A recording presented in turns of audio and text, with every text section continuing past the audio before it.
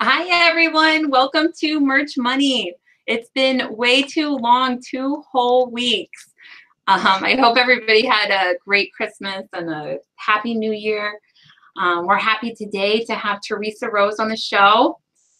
Say hi. Yep. I know you guys all have seen Teresa before. She's amazing with Pinterest and also with brands. So we were talking before the show about how today I just started with brandability, and I was telling her about how I'm starting to build a brand, and we said that that's a big part of Pinterest. So we'll talk more about that later. But do you want to go first, Amy? Introduce yourself. Hi, so I'm Amy Springer. It feels like it's been ages. Merch Marvel. Sorry, forgot that part. See, we're so out of sync tonight. Feels like it's been like 5 weeks, not just 2. But no, I'm happy to be here, and I'm looking forward to tonight's show. I know we usually share like what we're happy about this week. I'll be honest, it's been a lot of getting back into the groove of things, and I'm feeling really inspired going into 2019 with print on demand and branching out a little bit more, and potentially building brands myself. So yeah. And your chalkboard wall, you got to say something about that. Oh my goodness, I have a chalkboard wall now that I am terrible at doing the chalk lettering, but I have it because I just really want to learn how to be like artsy. So. And where were you inspired to do a chalkboard wall? Was it Pinterest? No, it was Instagram. Oh, was it? Oh, I thought it was. Yes, there's this incredible artist, hand letterer. He does chalkboard art and everything. Stephen Coons, I believe is his name, or Stefan Coons. I'm not sure, but the guy is incredible. And I was on Instagram. He popped up with this chalkboard wall doing these amazing things, and I was like, I need a wall. So I made one. Awesome. Well, I'm so excited to see everything you do with that. Just the pictures you've shown so far, it looks like it's so fun. Thanks. So guys, I know you probably noticed we're missing Amy and we're missing Brianna. Brianna should be hopping in soon if she can, but she's in the middle of a heavy rainstorm and her father-in-law just fell, so she's trying to deal with that. So we'll see if she's able to join or not. And then Amy Nicholas had an appointment, so we'll see about that. But we're both happy to be here and happy to have Teresa. Real quick, my name's Helen Kinson, merch boss. I am, oh gosh, I'm just happy to start brandability. Today was the first day, so I'm very excited. I was between 2 different niches that I wanted to go with, and so I just went ahead and picked one, and then I'm going to take the class all over again in 12 weeks and start the other one. So by the end of the year, I want to have started 2 brands and then just continue to build them into 2020. So, all right, Teresa, welcome. Hey, thanks for having me. You want to introduce yourself real quick? And you bet. So I'm Theresa Rose, and what I do is I help e-commerce businesses get more sales and get more traffic using Pinterest marketing strategies. And that's something that I wasn't exactly planning on doing, but discovered it and discovered that it really could help a lot of people in the e-commerce industry. Bloggers have known this for years, and I think it's time to bring it to the e-commerce community to help them as well. It's definitely an untapped and underutilized area and tool that business owners, they need to get in there immediately. So I think that's just been kind of my mission over the last year or so, and it's been kind of a whirlwind of a lot of talking to many different people and working with several different companies personally in managing their Pinterest marketing, and lots of things that are happening and going on here. Fantastic. And I'm just so happy to see your growth over the years. Like I started Pinterest about close to 2 years ago, 1.5 to 2 years ago. And your videos were one of the main ones that I watched. So thank you for that. And you're right, there was like not a lot out there. So I'm really appreciative that you took the time to teach me and teach whoever is paying attention. Hopefully we'll get more people to learn Pinterest. So what, tell us a little bit about your background. Like, were you in e-commerce? Did you do Amazon or anything? Amazon FBA, anything like that? And still do. Oh, So okay. I run an e-commerce business as well. And so the Pinterest marketing agency and developing the courses is on top of that. That's the second half of the business that I ended up starting in the last year, because so many people kept asking, what are you doing? How are you doing it? And it was just easier for me to put it into something instead of, continually repeating myself over and over, Yeah. let's just make this easier. I got to do something with that. So that's what I did. But my background was that I started out by building my very first website, a WordPress website, back in 2010.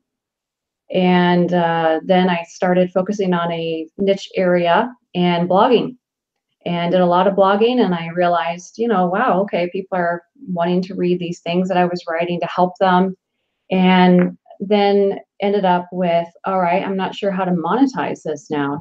This isn't, I don't know how to monetize this. So I had to figure out, how can I get some more income coming in? So that's when I moved into e-commerce. So I moved into e-commerce and started selling on eBay, started selling Amazon, doing FBA. I even sold Etsy. On Etsy, I've even, my background is a teacher. So I was even in Teachers Pay Teachers and that marketplace creating stuff. And probably about 2012, I was creating ebooks and selling them on my own blog as a way to monetize some of the stuff that I was doing, because people were there. They were reading it and they were there. So that's when I opened up a Shopify store, and I was just selling nothing but digital download products and doing it quite well. Once I moved over from my WordPress website with all of my materials of downloadable products over to Shopify, then the sales increased significantly because it was just a better user experience. And it was much, much harder for me to get all of that into WordPress well and be able to make it. I'm not even sure if WooCommerce was even out yet at that point.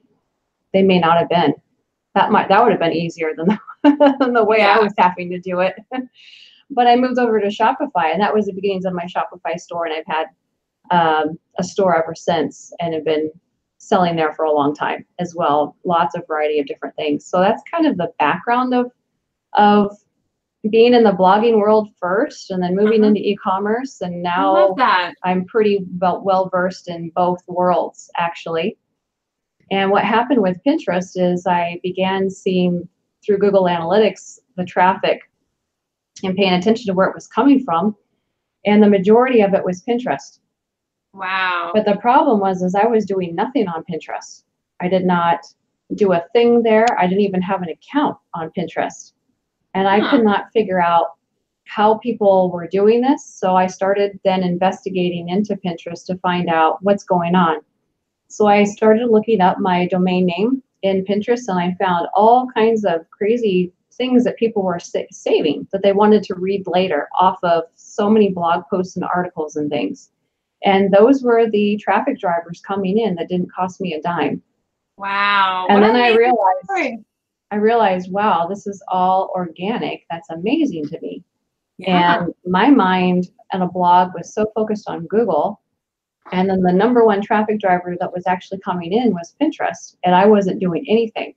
So I realized, oh, okay, maybe I should do something there so that I can, help these people who are readily saving this stuff for me. So basically they were doing all my marketing for me. And I didn't know it, and I didn't realize it for several years. And I can go back now and I can see people that were pinning back in 2013, 2012, and those pins are still around, and they look terrible and ugly because I wasn't making any pins. It's just they were just saving it using the Pinterest save button. So then just through that whole journey and thinking about in e-commerce, thinking about how do we solve the problems that people are faced in e-commerce with, how do we get our products in front of more people? How do we get more people to shop our products directly? If we have a Shopify store, your number one issue that you need to solve immediately is how do I drive more traffic into the store? And I thought, okay, well, let's check out what's going on here. And I started to look deeper into the statistics of Pinterest and realize that that is where the shoppers are hanging out. Yeah. Well, let me stop you there for just a second before we go too far into that. I want to welcome Brianna too. Thank you for being here. I told everybody that you might not be able to make it, so we're happy to see you. Yeah, I'm sorry. The lighting is like absolutely horrible, but yeah, just a crazy couple of days with family stuff. So we're good. Everything's okay right now, and I'm excited to be here. And I had to be here. I want to hear Teresa. I don't know as much about Pinterest as I need to. So thanks for being here, Teresa. Yeah, I told her that you just need to get your questions and just fire away, and we'll just knock them out. Awesome. Yeah. So, and I see people in the chat are already asking about your website and everything. Just from your intro, they're already enthralled and awesome. want to follow everything. So guys, all of her links are in the description of the video, so you should be able to find that. It's called Pin Traffic Power.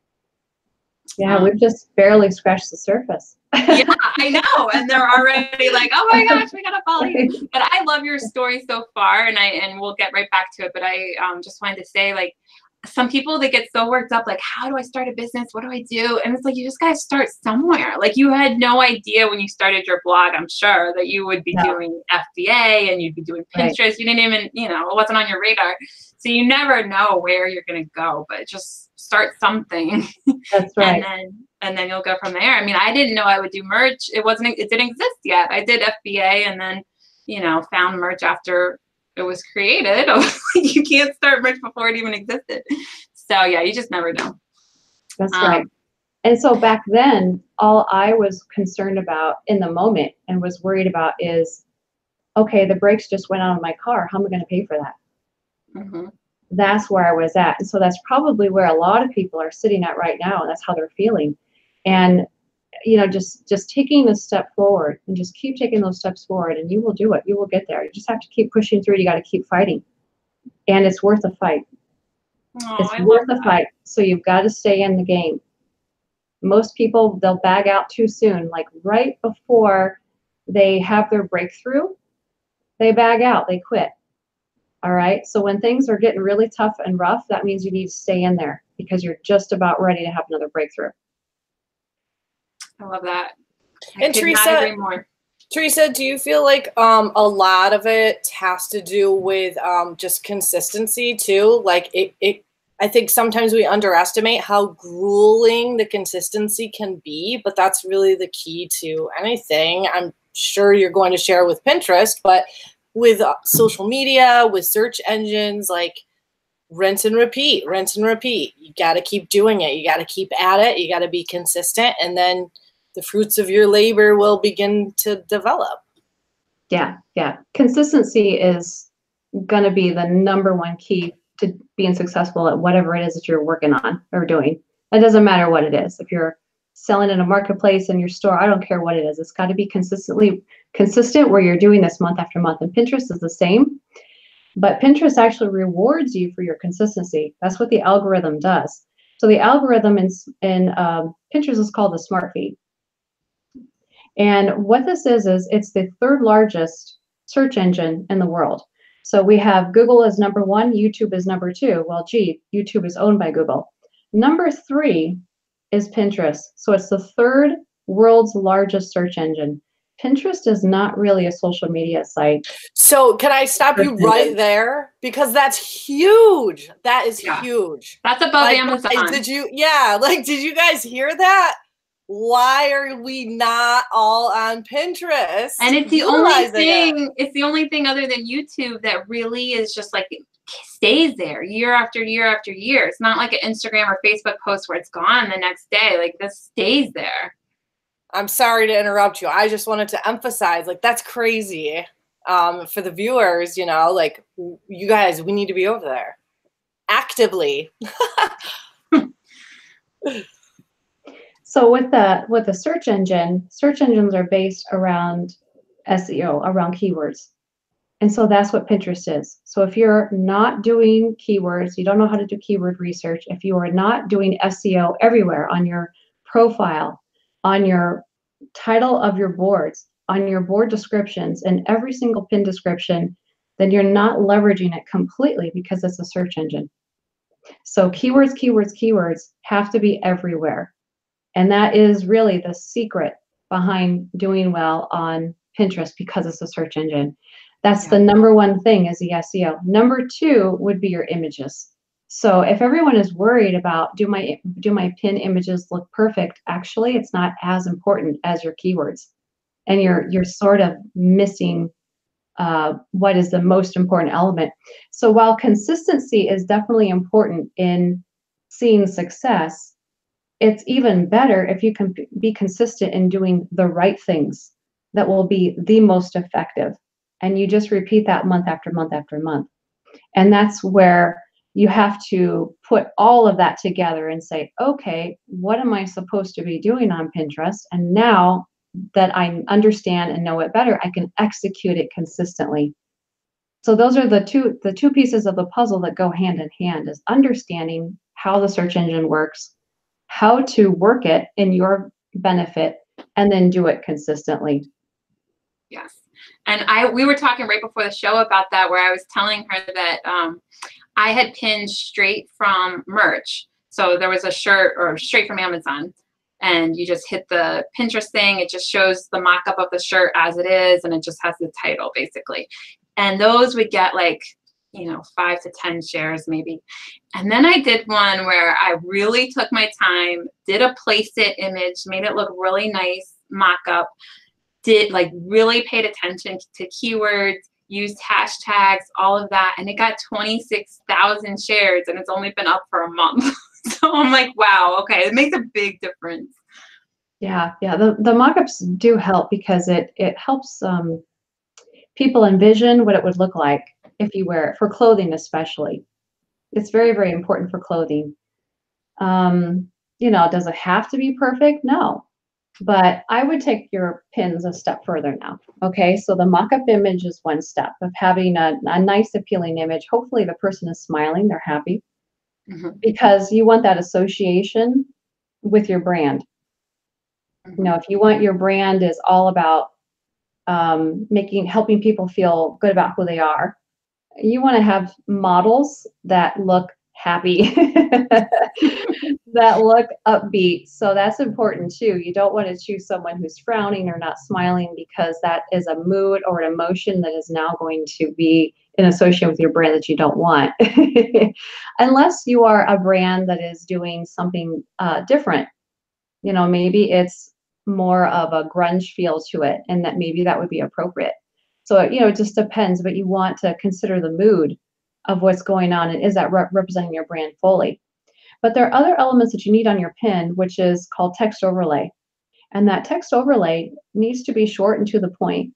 And some of the things that you can include is something short that just really gets attention. It just really captivates you.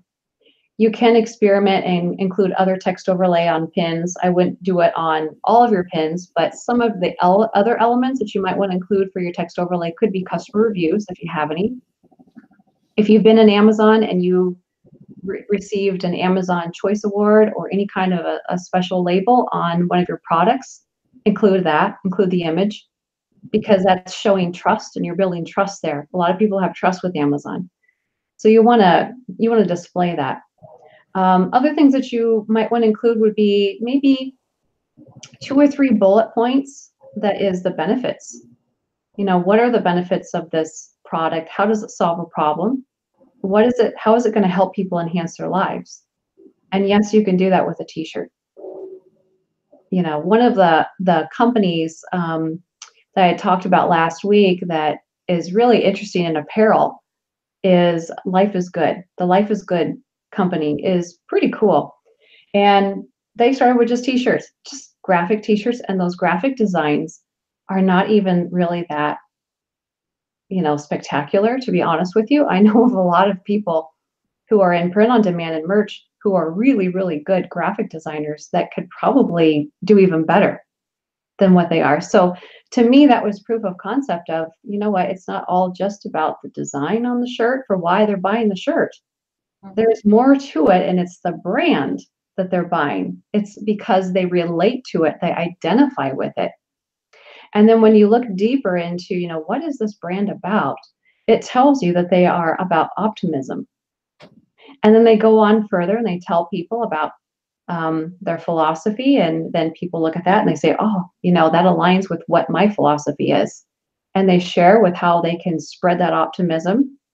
One of the ways is by simply wearing their shirt so that they can feel optimistic and inspired by what they're wearing, by being able to see it every day. And it's twofold.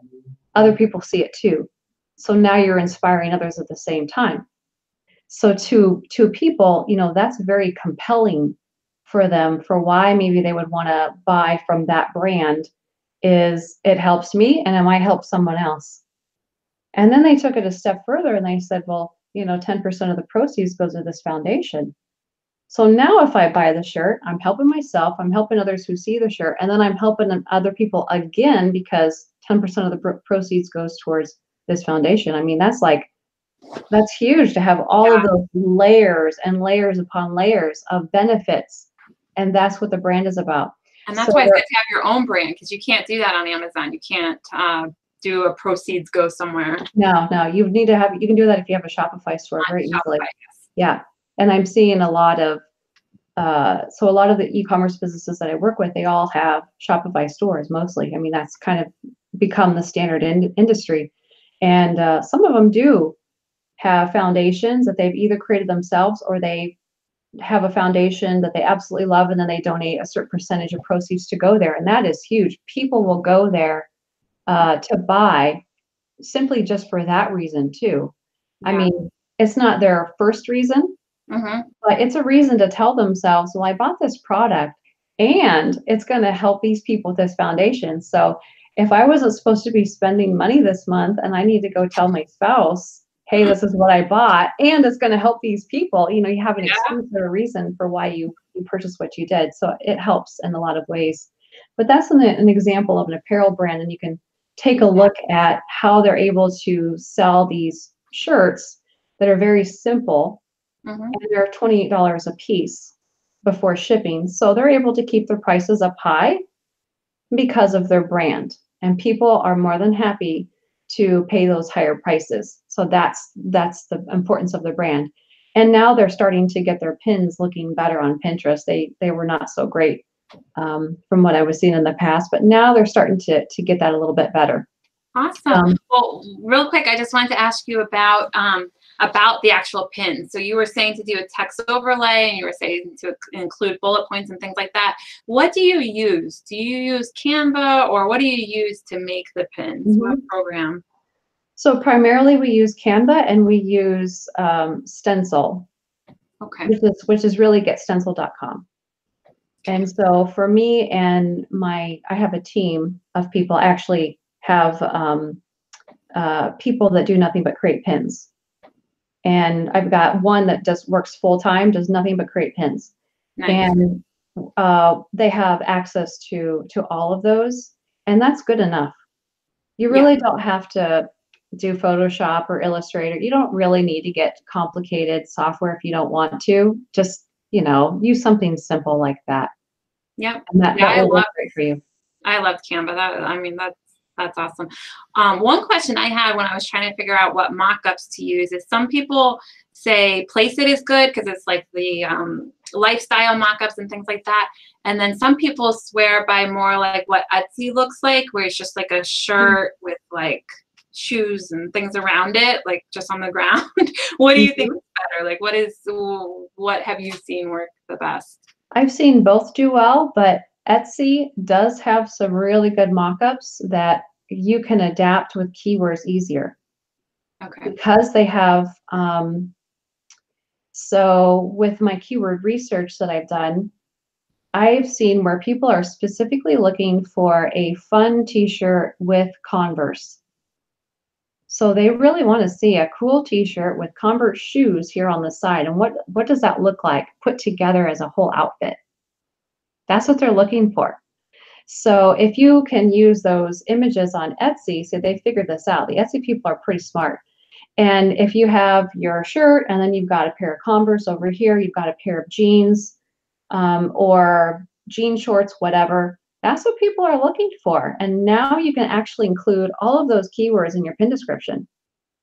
Nice. Now, this is an awesome fun pin and in with jeans and Converse. And so when they start looking those keywords up on Pinterest, your pin pops up, it floats up to the top. Got it. Okay. So you have to go by what people are looking for and what they want. And that is something. They're looking for a t-shirt outfits. A lot of outfits is what they're looking for. So if you can make your shirt like it's pulled together in an entire outfit, that's what's going to bring you in a lot of sales, is what I've noticed. Okay. And then what you need to do where people are really not doing well is get your logo on the pin. You really got to get your logo on the pin. These pins, once they start doing well and getting a lot of traffic and traction in Pinterest, other people will steal them.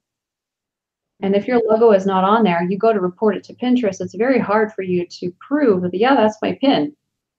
And they will ask you another site of where they can find that product in order to prove that it really is you.